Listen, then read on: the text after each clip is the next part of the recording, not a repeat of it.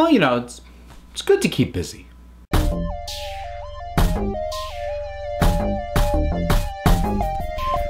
Before I get into this, one quick announcement. My patrons have been aware of this for a while, but I now have a P.O. box. So I have absolutely no idea, and it's with some more than a little bit of nervousness that I am going to now make that public. So if you wish to send me something, whether it's just a letter or whatever else, I'm nervous to think about what people might want to try and send me, but you can send it to the P.O. box, and that address is going to be down in the description along with all the other stuff. Okay, topic at hand. So there's been some news over at Fox, which I think caught a lot of people off guard because, you know, Fox is in the process of being acquired by Disney.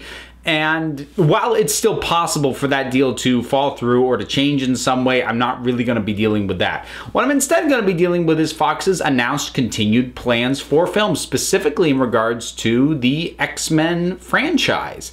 Now, again, I think this caught some folks off guard, and they were rather surprised by it. I'm not overly, like, I was a little when I saw the headline, but then I read it and I'm like, I don't know, that makes perfect sense. So what it is that has actually been confirmed is that we are currently still getting 2 X-Men movies this year. That's Deadpool 2 and then X-Men Dark Phoenix. They are sticking to the plan to release 3 X-Men related movies next year, another 3 in 2020. We know at least one of those is going to be New Mutants. That's next year. We found out a little bit more about the reshoots for that. Apparently they're integrating another character. No idea who it is. If I were to guess, I don't have a specific guess, but it's probably somebody that they hope they can do spin-off material with. That would be my own supposition.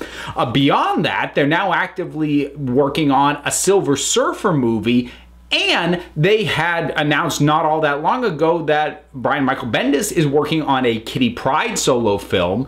Plus, in addition to that, there's still the Doctor Doom movie that Noah Hawley's working on. So they seem pretty busy for a company that's in the process of being bought.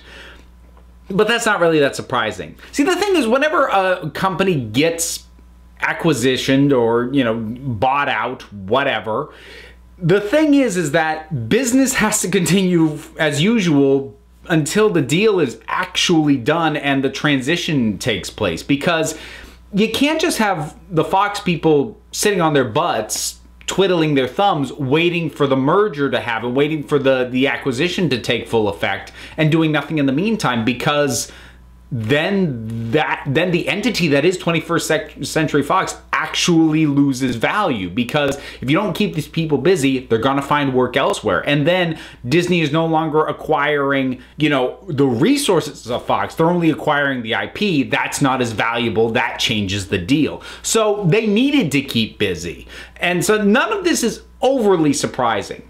My big question, and this is something that we don't know at this point, my big question is whether or not the new films that they're working on are the things that they were always going to do, or if they're now adjusting their plans with the eye on the fact that Disney is going to take over these properties. Because I think we can pretty much take it as a given that once Disney has its hands on the X-Men, it is not going to continue the continuity of Fox's X-Men universe. That's going to get closed off. The asterisk goes over Deadpool, but Deadpool's fourth wall breaking. He can be his own thing, and it makes total sense, and they're not going to ditch him. He's too valuable.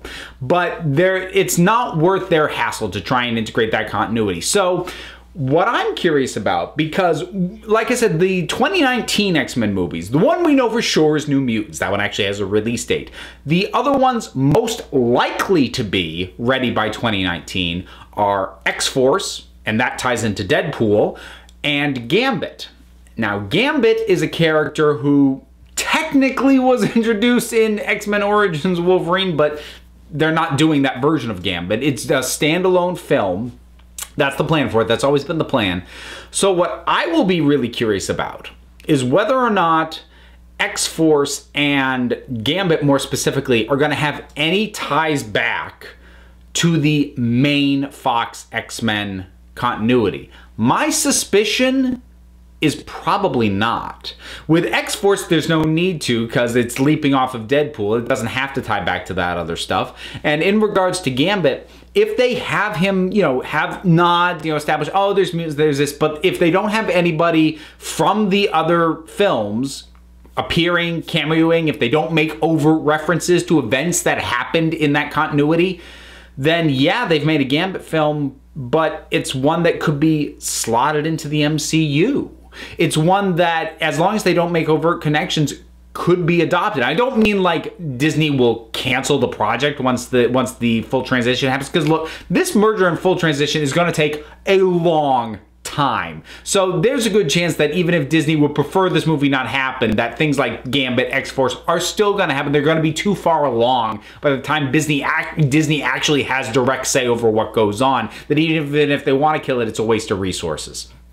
So this is going to happen no matter what, but I do wonder if they're adjusting their plans, and I doubt they're working directly with Disney. I doubt they're saying, hey, is this what you want, guys? But I wouldn't be shocked if they're looking at these projects and making little adjustments to tone down and minimize direct connections to their existing continuity so that they can go, hey, we've got this character who's not really tied in. If you want to keep this franchise going, keep these producers, this director, this actor employed on contract, we've got ready to go if you want them.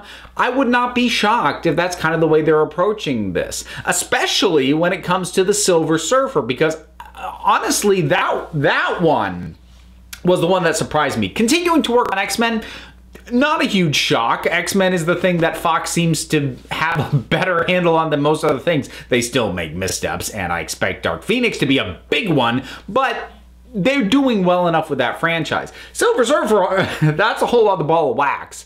And that one's weird to me that they're moving forward working on a Silver Surfer movie for a couple of reasons. First is there's the automatic stigma that they already had him appear in one of their earlier Fantastic Four movies, and that wasn't successful enough for a sequel. But beyond that, the Silver Surfer by his nature, and not just him specifically, the look, potentially just him, but even beyond that, if you're doing the Silver Surfer story, if you're doing that level of cosmic, that's expensive. That's a lot of money to realize that well at all. The Guardians of the Galaxy movies are not cheap.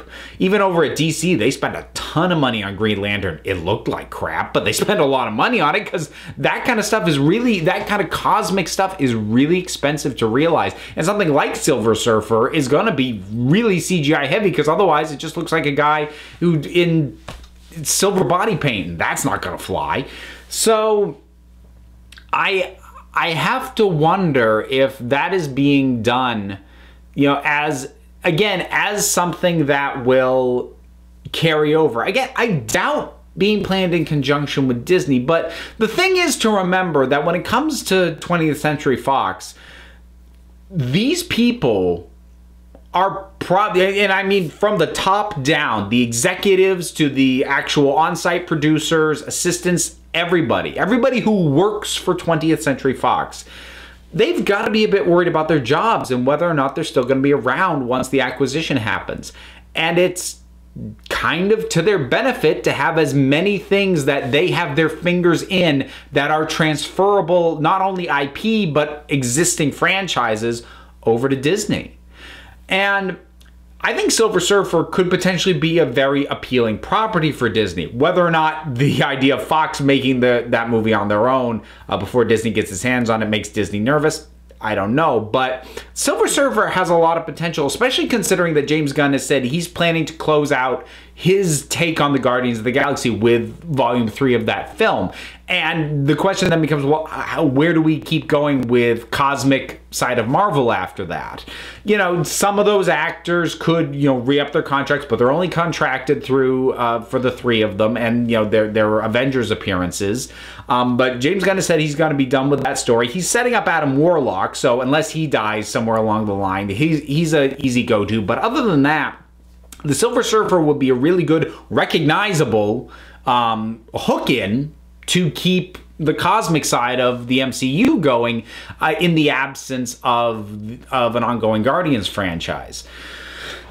So the whole thing I've actually just found quite fascinating, and I don't, as so often happens with these sorts of news, I read the original or just news-based write-ups. I don't read the opinion pieces, what people are saying, feeling, suspecting, whatever about these, because I in this case especially, I look at this and go, well, you know what? Maybe we'll get some interesting things out of this. Because, I mean, at this point, really, what does Fox have to lose? I mean, they're getting bought. Even if the deal with Disney falls through, Rupert Murdoch wants to sell this off. It's getting sold no matter what. So, I mean, they might as well keep busy. They might as well keep cranking stuff out. Maybe they'll even get more daring. Who knows? They were already going some interesting directions with these. So those are sort of my general thoughts on the news for the more recent stuff that's come out about what Fox is doing, working on X-Men and also Silver Surfer. Silver Surfer of all things, man. That is weird to think about. So, I mean, what are other folks' thoughts on this? Do you think this is good? This is bad? Do you think they're gonna create some interesting stuff? Do you think it's going to be bland? Do you think they're actually just burning the house down before they all bail? Whatever your thoughts are, drop something down in the comments. Let's talk about it. There's all that stuff to do with, like, support me on Patreon and buy a t-shirt and Twitter and podcasts and like, subscribe, blah, all that stuff. Links for everything is down in the description. So until next time, this council is adjourned.